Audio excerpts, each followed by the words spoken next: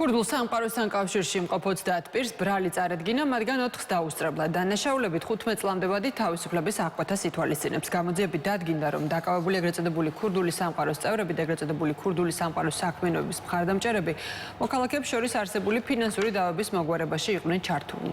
ბრალდებულები პირადი სარგებლის მიღების მიზნით საზღვარგარეთ მყოფ ეგრეთ წოდებულ კანონიერ ქურდებს უკავშირებოდნენ და ეგრეთ წოდებულ ქურდულ გარჩევებს აწყობდნენ. პოლიციამ ბრალდებულების პირადი და საცხოვრებელი სახლების შხრეკის შედეგად მიფრინდება დამოიღო კომპიუტერული ტექნიკა, მობილური ტელეფონები, ცეცხლსასროლი იარაღები, მჭიდები, ვაზნები და ნარკოტიკული საშუალება მარიხუანა.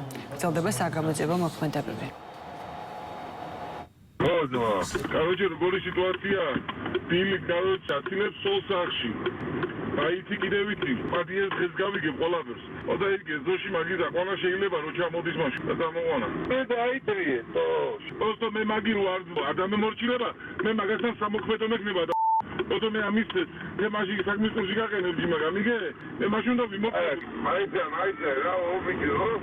მანდ დამორჩილება უნდა ბიჭო, ხარ იგე უნდა მოკიდო ხელი და ჩადერო მაგანაში. დადგინდა, რომ ბრალდებულები პირადი სარგებლის მიღების მიზნით საზღვარგარეთ მყოფ კანონიერ ქურდებს უკავშირდებოდნენ და ეგრეთ წოდებული ქურდული ტრადიციების შესაბამისად იღებდნენ გადაწყვეტილებებს.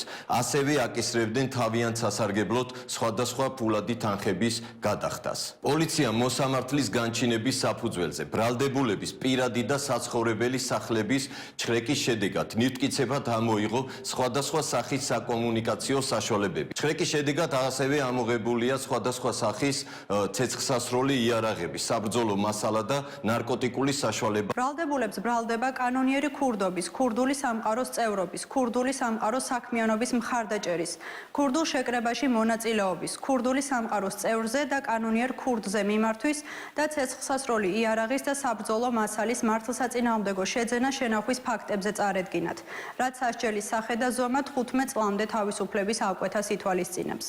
პროკურატურის შუამდგომლობის საფუძველზე თბილისის საქალაქო სასამართლომ დაკავებულ 26 პირს აღკვეთის ღონისძიების სახით პატიმრობა უკვე შეუფარდა.